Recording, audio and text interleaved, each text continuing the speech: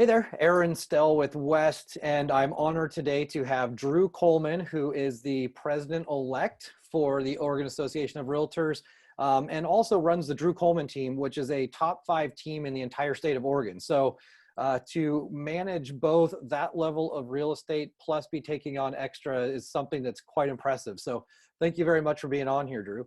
Oh, my pleasure, Aaron. Always good to see you, brother. So since you have been part of this, kind of the COVID and coronavirus response team from the very beginning, like what have you seen? And let's start, we'll get into your team in a second.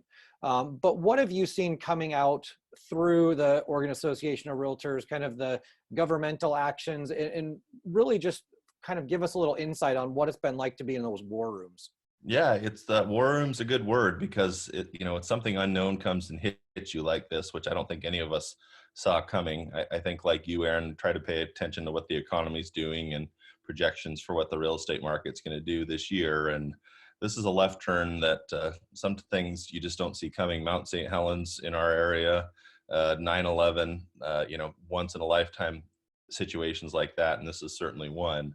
What we've been trying to do as far as the executive team and the staff at the Oregon Association of Realtors is just try to A, keep our membership informed. B, I think there's a mental health aspect to keeping everybody up, and we will get through this, and this is not the end of real estate as we know it.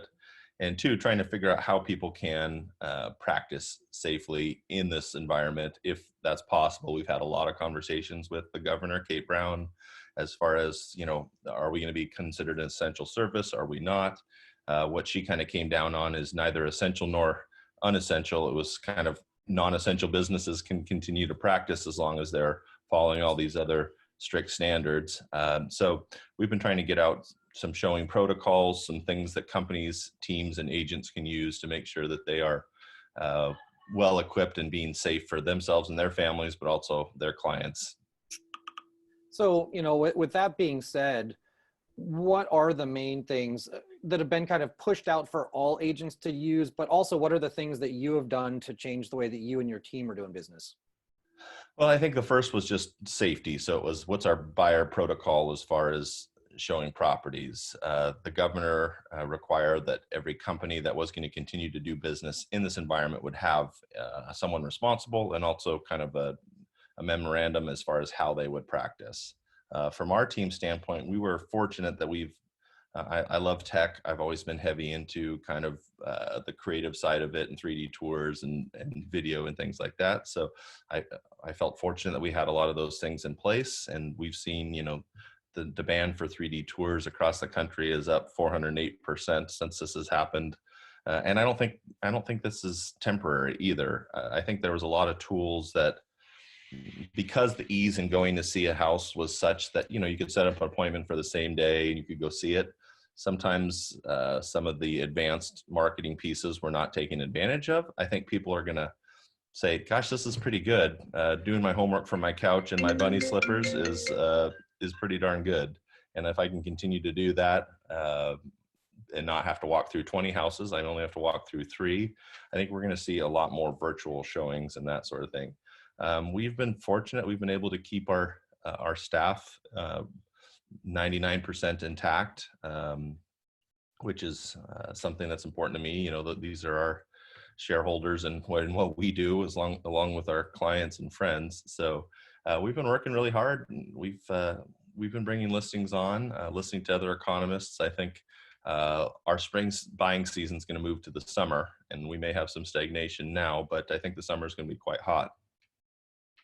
So with the, with the listings and the transactions and stuff that you've had going, I know you were very much an early adopter for things like Matterport. You have a full-time media person that's building stuff out. With that, are you forcing people to use that to not go inside the house? Are you just kind of leveraging that to try to reduce traffic, or how are you operating in that way? Yeah, good question. Part of our showing protocol. So if any buyer's agent reaches out to us and says, hey, I'd like to see 123 Banana Street, Drew, we say, okay, well, are they pre-approved? We don't want anyone walking through that's a looky-loo. You've got to do your homework. It's a matter of public health now. And 2, have you viewed and circumnavigated the 3D tour? We actually do two versions of the 3D tour because Zillow's 3D tour that they embed within their site is proprietary. It has to be done within the Zillow app. So we do it the Zillow 3D tour or the Matterport, and we say, have you viewed one of those? Familiar with the floor plan, because if you hate a split level and you walk up to the property, open the door, and it's a split level, we could have vetted that on the front end.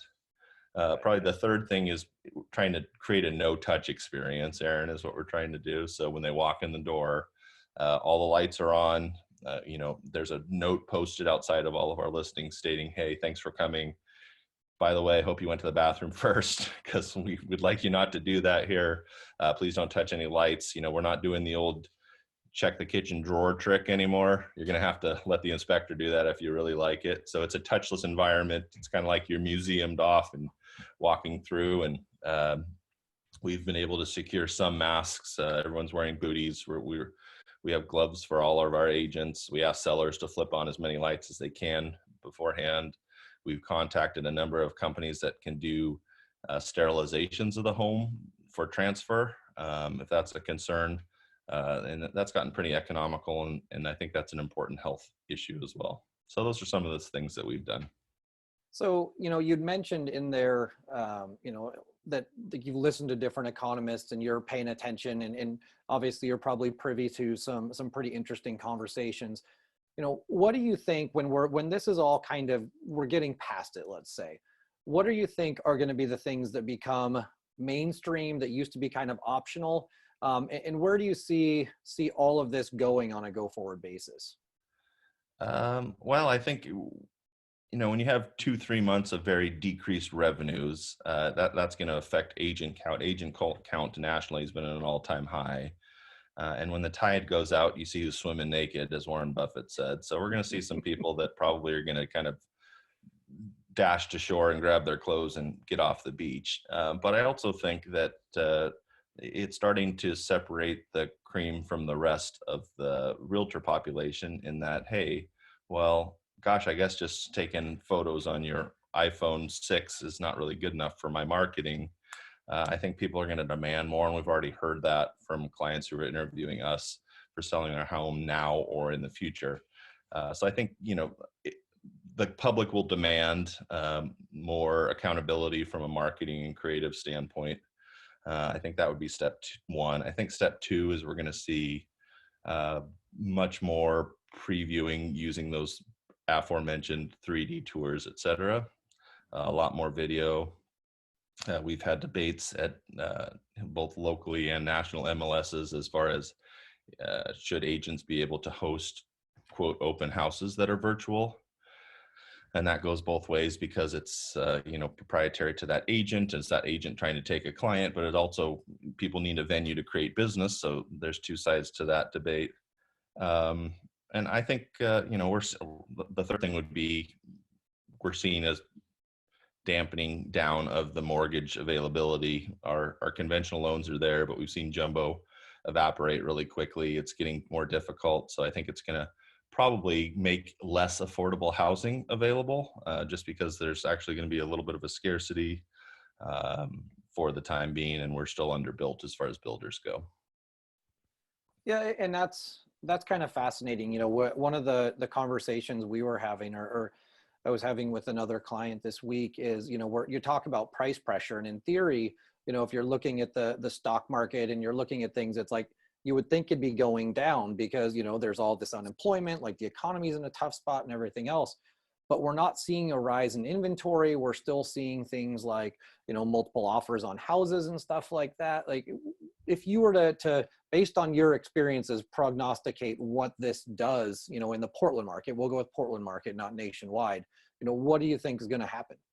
Well, Portland has been the epicenter of some of the tiny house movement, and shrinking the footprint of properties, and people wanting smaller and smaller. We may see some backlash from that, where it's like, gosh, I think we're going to have more people working from home than ever before. And I think a lot of businesses are saying, gosh, besides Aaron having the TV on at home, he's actually pretty productive. I think we can continue doing that. I wonder about commercial office spaces going forward. That may see a little bit of a hit, but homes never meant more to most people, right? This is where you are 24 hours a day. And I think people are going to be looking more towards, hey, what's my home office setup like? I'd like a little bit more room to roam. I'm going to work from home. And real estate benefits from not being the most liquid of investments, but it's also one of the most needed investments. Right? It's one of the only investments you can't take your Coca-Cola stock and sleep in it at night, but you can in your home. And I think people are realizing that it's a hedge against crazy markets that go down 50% and then up 30 as far as the stock market does. Yeah, no, it makes a ton of sense. So one last thing, and I'll let you get out of here because I know your time is precious. I know you've been the face and you've been putting out videos for, a lot of agents, across the country. If you were to really just give a message and you had kind of a one parting thought of what people kind of where mentally they can be and some things to look forward to, what would that be? I think the fundamental of real estate comes back into question. And sometimes someone who loves tech and all of that stuff like me, even I can lose sight of it, and others can as well. It's just people want you to be there for them and care for them. And I think people are really seeing who's supporting their clients. Right now is a good opportunity. I mean, I always say we're in the only business that people still invite you into their living room. Everyone else, that would be a huge turnoff, right? You try to avoid the door-to-door salesman, et cetera. But people invite realtors in their living room. They give them hugs. They become best friends. There's tears shed. They work through divorce, death, birth, graduations, empty nests. It's a very emotional process. So I think calling people has never been more important. Reaching out to your clients and take time for self-care. Get up every morning, create a schedule, and I think real estate was one of the things that drove the last recession. I think it's going to be one of the anchors that pulls us out of this. We're gonna hook onto real estate and we're gonna pull ourselves up as a country. Fantastic.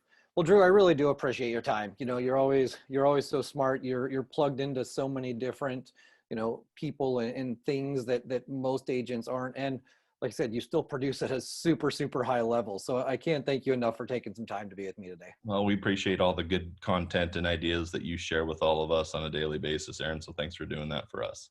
No problem. Thank you, Drew. All right. See you, brother.